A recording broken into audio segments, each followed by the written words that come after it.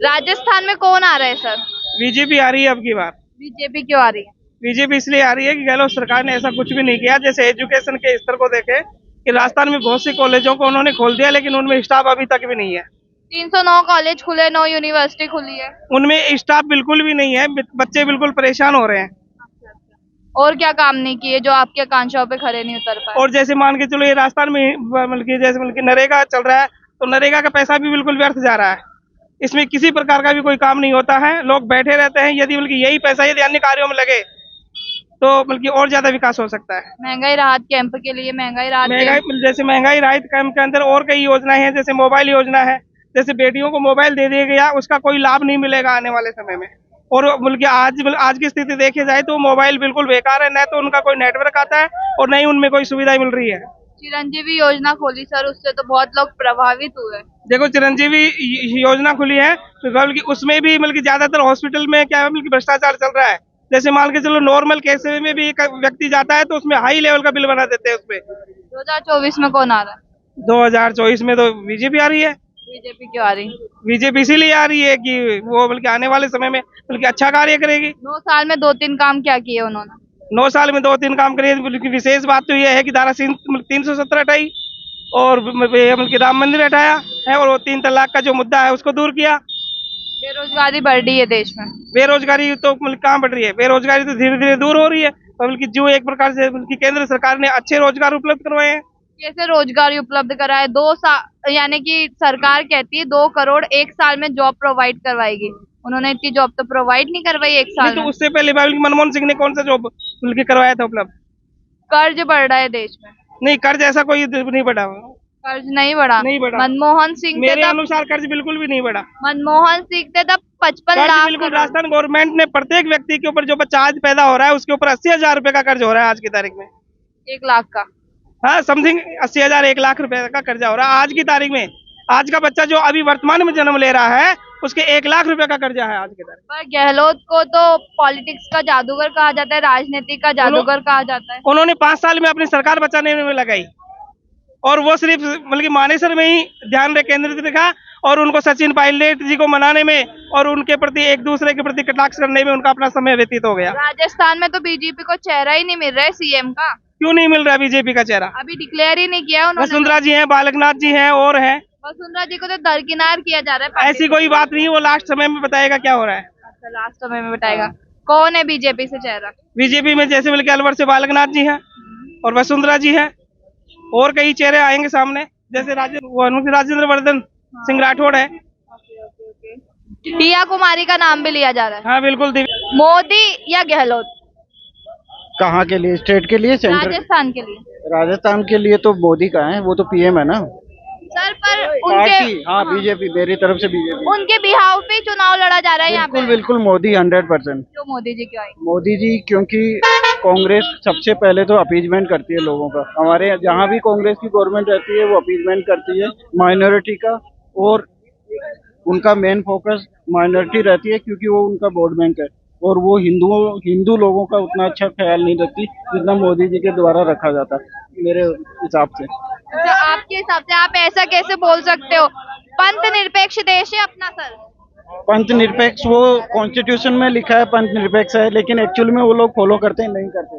क्योंकि जब भी कांग्रेस की गवर्नमेंट जहाँ भी होती है, आप छत्तीसगढ़ का एग्जांपल ले लीजिए, आप राजस्थान का ले लीजिए, अभी रिसेंटली पुराने जयपुर में क्या हुआ था, हिंदू लोग मर रहे हैं, गहलोत ने पूछा भी नहीं, और जैसे ही कोई माइनॉरिटी का बंदा मरा उसको अगले ही दिन 50 लाख रुपए दे दिए। हिंदू को उन्होंने दिए नहीं दिए, तो ये तो अपीजमेंट ही है ना। और क्या है? कन्हैया लाल को भी उनके घर में 2 जॉब दी गई थी सर। किसको? कन्हैया लाल हत्याकांड। वो उनके परिवारजनों को नहीं दी गई, जिन लोगों ने जिनको कन्हैया लाल को मारा था, जिन लोगों ने, उनकी सूचना देने के लिए, उनको पकड़वाने में हेल्प करने के लिए उन लोगों को दी गई थी।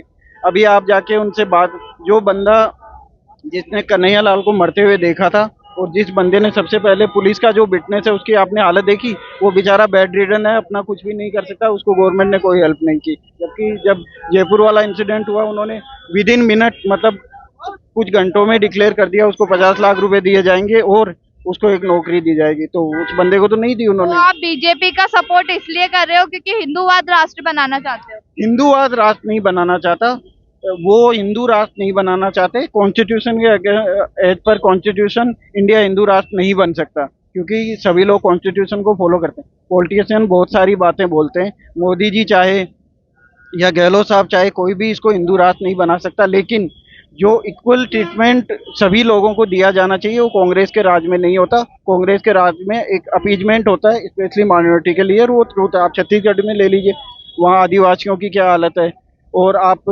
अभी एमपी में एग्जाम्पल ले लीजिए, जहाँ भी हिंदू कोई भी रिलीजियस प्रोसेशन होता है वहाँ पे कितनी पत्थरबाजी होती है। अपने यहाँ भी हुई है, जोधपुर में क्या हुआ था। तो वो सब, ये जैसे ही कांग्रेस गवर्नमेंट आती है, इन लोगों के हौसले बढ़ जाते हैं और ये सारे इंसिडेंट होते हैं। और अगर आप बीजेपी से कंपेयर करेंगे दंगों के मामले में और इस तरह के इंसिडेंट के मामले में, तो बीजेपी के राज में कम होते हैं, कांग्रेस के राज में ज्यादा होते हैं, क्योंकि वो लोग खुलेआम बोलते हैं कि हाँ ये हमारी सरकार है, हम कुछ भी कर सकते हैं। एक वार्ड पंच ही मुख्यमंत्री बन जाता है। अगर मैं वार्ड पंच हूँ, मुख्यमंत्री बन गया, वहाँ चढ़ाते हैं कांग्रेस ही ऐसे। हाँ देखो बाबा जी क्या बोले, बिल्कुल सही बात है। कांग्रेस बिल्कुल गली गली में लोग, और स्पेशली उनका फोकस अपना नहीं हुआ। हाँ बिल्कुल सही बोल रहे हैं। जब भी कांग्रेस की गवर्नमेंट आती है तो सबसे पहले जो एक पर्टिकुलर सेक्शन है वो बोलता है कि अब हमारी सरकार आ गई, अब हमें खुली छूट मिल गई है, हम कुछ भी कर सकते हैं। तो ये तो गलत है ना, ये अपीजमेंट ही है, और इस तरह की पॉलिसी गवर्नमेंट फॉलो करती है। और कांग्रेस का तुष्टीकरण की राजनीति अपनाती है। बिल्कुल बिल्कुल अपीजमेंट वही है ना, एक स्पेशल सेक्शन के लिए वो लोग अपीजमेंट या तुष्टीकरण करते हैं, जिससे जो मेजोरिटी सेक्शन है उनमें ये मैसेज आता है कि ये इनकी सरकार है, ये लोग कुछ भी कर सकते हैं, आपका कुछ नहीं है। आप अगर अपनी धार्मिक यात्रा निकालेंगे तो ये लोग आपके पत्थरबाजी करेंगे, क्योंकि वो उनकी गवर्नमेंट है। अगर आप किसी भी एक पर्टिकुलर एरिया से निकलेंगे, वो लोग आपको कुछ भी कर सकते हैं, क्योंकि वो कांग्रेस की सरकार है और कांग्रेस की सरकार उनकी है, और उनको कुछ नहीं बोलेंगे। तो ये होता है, ये सत्य है। और भ्रष्टाचार तो कांग्रेस में भी खत्म नहीं हुआ, तो बीजेपी में भ्रष्टाचार खत्म नहीं हुआ। जहाँ तक भ्रष्टाचार की बात है, गहलोत साहब और उनका बेटा कल ही ईडी में अपनी पेशी दे के आया। मोदी जी पे एक भी पर्सनल भ्रष्टाचार का आरोप, कोई मोदी जी को पसंद करते हैं नहीं करते उससे कोई फर्क नहीं पड़ता, लेकिन अगर कोई भी आदमी मोदी जी पे भ्रष्टाचार का आरोप अगर सिद्ध कर देना तो मैं मान जाऊं। लेकिन गहलोत का तो बेटा कल वो अपना राजस्थान का पप्पू कल ही ईडी में जाके आया, तो भ्रष्टाचारी है ही ना। मोदी जी पे ऐसा कुछ नहीं है। अगर आप मोदी जी और गहलोत को तो कंपेयर जिसकी गवर्नमेंट है वही ईडी पे क्यों छापे मारेगी? ईडी क्यों छापे मारेगी जिसकी गवर्नमेंट है सेंटर में? अच्छा, सिसोदिया जी पिछले 8 महीने से जेल में है, क्यों? वो सुप्रीम कोर्ट ने कल उनको जमानत देने से मना कर दिया, क्योंकि उनके अगेंस्ट सबूत है। याचिका लगने के बाद भी ईडी का छापा पड़ना सही है? कौन सी याचिका लगाई? याचिका देखिए, अगर कोई दोषी है तो उसको सहयोग करना चाहिए जांच एजेंसी के साथ, और अगर वो निर्दोष है तो सिसोदिया जी जो सुप्रीम कोर्ट में गए ना, उनको जमानत मिली नहीं मिली, क्योंकि वो जो उनका एक्साइज वाला घोटाला उसमें उन लोगों ने पैसा खाए हैं, और अभी केजरीवाल पे तलवार लटकने वाली है। तो जो चोर है वो डरेगा ना, जो चोर नहीं है वो क्यों डरेगा? अगर वो गहलोत का बेटा बिल्कुल पाक साफ है तो वो जाए ईडी में अपना पक्ष पेश करे, कोर्ट में जाए, कोर्ट छोड़ देगा उनको। और गहलोत जी तो खुलेआम बोलते हैं। आपने जब वो इन्होंने शिक्षक सम्मेलन आयोजित किया था, वहाँ गहलोत ने पूछा था कि क्या आप लोगों के ट्रांसफर पैसे लेके होते हैं? आपको पता होगा ना, सभी शिक्षकों ने ये बोला कि हाँ पैसे लेके होता है। थोड़ासरा रहा उसका दाइनाथ, उसने अपने सारे घर वालों को आरएस बना दिया। उसका बेटा, उसकी बेटे की बहू, उसकी बेटे की बहू की बहनें, सब लोग आरएस बन गए। कांग्रेस परिवारवाद करती है सब। परिवारवाद करता है, और कांग्रेस एक नंबर की करप्ट गवर्नमेंट है। सबसे बड़े भ्रष्टाचारी कांग्रेस में है।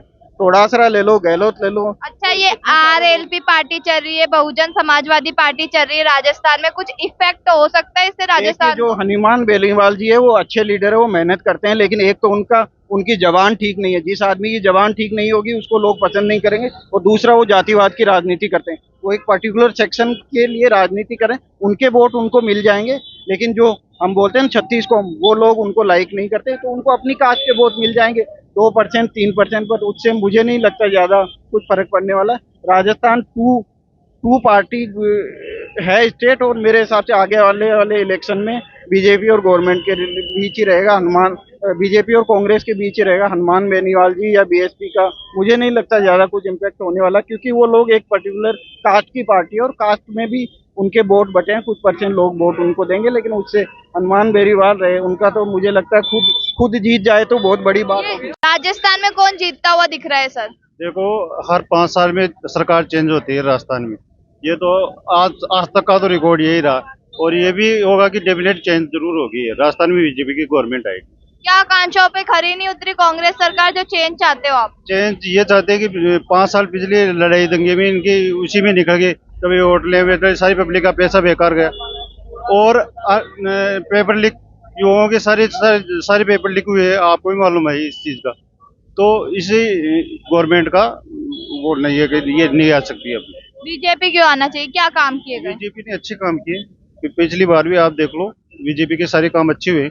ऐसा कोई पेपर लीक का ये मामला तो हुआ नहीं, आज तक का तो रिकॉर्ड है बीजेपी में। वसुंधरा राजे के टाइम पेपर लीक हुआ था सर? नहीं हुआ। हुआ था सर, और एक आध पेपर इसमें तो देखो ना, आप 7 बार पेपर लीक हुए हैं। 19 बार हुए। हाँ देखो, आप सोचो कि 19 बार के युवाओं पे क्या बीती होगी, सारे उनके सारी मेहनत पर बेकार गई। महंगाई राहत कैंप से बहुत ज्यादा प्रभावित है लोग। देखो ऐसी जो भी ये फालतू की योजनाएं हैं, जो अभी ये योजनाएं अभी चुनाव से कुछ दिनों पहले ही लागू हुई है। अभी कौन सी योजनाएं मिली बताओ आप? पिछले 5 साल में ये योजनाएं पहले 5 साल से शुरू से लागू होती तब तो मानते। कोरोना आ गया था ना तब तो। कब कौन सा कोरोना आ गया था? कोरोना तो बीजेपी के टाइम था। कौन सा कोरोना था? कांग्रेस में कौन सा सर कोरोना आया था? कांग्रेस के टाइम पे कोरोना था। तो 1 साल कोरोना का उसके बाद में तो योजनाएं चालू होनी चाहिए थी ना। और कोरोना में तो केंद्र ने किया सब कुछ, वैक्सीन वगैरह सब कुछ, ये केंद्र का प्लान था। 2024 में कौन आ रहा है? 2024 में बीजेपी आएगी। बीजेपी क्यों आएगी? मोदी सरकार तो पहले ही डिक्लेयर कर रहे हैं कि वो आ रहे हैं। बीजेपी अपने क्यों राजस्थान आएगी? में भी 3-4 काम बता दीजिए। देखो सारे काम अच्छे अच्छे हैं, आप कोई से भी देख लो। आप आप बताओ बता कौन से? दीजिए, आप बता दीजिए ना। देखो बीजेपी चाहे चेहरा कोई सा भी हो, मैं नहीं कहता कि मुख्यमंत्री वसुंधरा जी आए, लेकिन ये डेफिनेट है कि बीजेपी राजस्थान में, मैं तो बीजेपी गवर्नमेंट चाहता हूँ। मैं भारत का पूछ रही हूँ, भारत में तो नरेंद्र मोदी। उसके अलावा कोई नहीं आ सकता? नहीं, बिल्कुल अपने देश राहुल गांधी को एक अच्छे नेता के रूप में देखा जाए। देखो, नरेंद्र मोदी जी ने अपने देश को उसी स्थान पे पहुंचा दिया जहां आज तक अपने की कोई गिनती नहीं करता था। अपने देश की काम बताओ आप, कहीं कहीं गिनती होती थी क्या? पर आज- बेरोजगारी आज बढ़ सारे रही है देश में। देखो बेरोजगारी तो इतनी तो नहीं है भाई, बेरोजगारी बढ़ रही है। आज आईटी सेक्टर देखो आप, कितना वो आगे है अपने नरेंद्र मोदी जी के आने के बाद में, और आने वाले समय में और आगे हो जाएगा। राहुल गांधी तो कहते हैं कि मोदी के हाथ में नहीं है अपना देश, अडवाणी के हाथ में है। देखो ये तो ये मैं नहीं मानता कि अडवाणी के हाथ में सब गवर्नमेंट। देखो उन्होंने बयान दिया 1-2 दिन पहले। बयान तो सारे बीजेपी वाले उनके खिलाफ देते हैं और वो इनके खिलाफ देते हैं, मेरे हिसाब से बीजेपी गवर्नमेंट। राहुल गांधी तो कहते हैं राजस्थान में नफरत की जो दुकान है उसको मोहब्बत की दुकान में चेंज कर दो। उनकी एक अच्छी बात है ना, मोहब्बत की दुकान, लेकिन कौन सी मोहब्बत की दुकान बताओ आप? कांग्रेस की मोहब्बत। कौन सी? मेरे को कहाँ मोहब्बत दिखी थी? नहीं, कांग्रेस में कौन सी मोहब्बत है बताओ आप? गलत है, बीजेपी की गवर्नमेंट आएगी।